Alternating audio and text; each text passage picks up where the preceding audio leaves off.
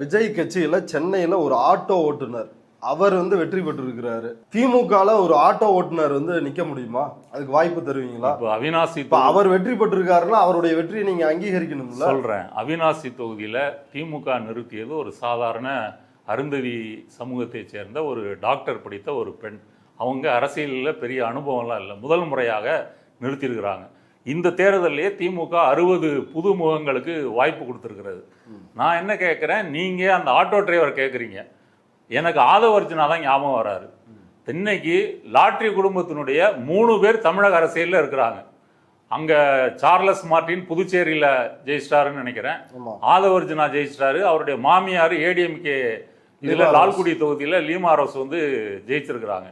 ரெண்டாவது, மாற்று கட்சிகளிலிருந்து சீட்டு கிடைக்கலன்னு சொல்லி 110க்கும் அதிகமான வேட்பாளர்கள் தாவேகாவுக்கு ஓவர் நைட்டில் வேட்பாளர்களாக ஆக்கப்பட்டிருக்கிறாங்க. இவங்க எல்லாருமே அரசியலில் பழம் தின்னு கொட்டை போட்ட பெருச்சாளிகள்.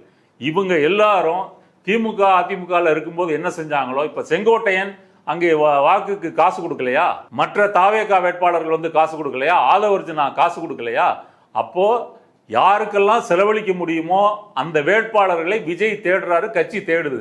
எதிர்கட்சியிலேருந்து வந்தான் அப்படின்னு சொன்னால் உடனே சீட்டு கொடுக்குறாங்க. நியாயமாக விஜயினுடைய ரசிகர் மன்றம் அப்புறம் மக்கள் மன்றம் ஆகி இந்த 20 வருஷத்தில் டிராவல் பண்ணிட்டு வர்ற அந்த நிர்வாகிகளுக்கு தானே டிக்கெட் கொடுத்துருக்கணும். நேற்று வந்த ஏடிஎம்கே பிஜேபி திமுக கட்சிக்காரங்களுக்கு நீங்கள் சீட்டு கொடுக்கறதுக்கு என்ன காரணம்? அப்போ உங்கள்கிட்ட ஜெயிக்கக்கூடிய பணம் செலவழிக்கக்கூடிய ஆள் இல்லை.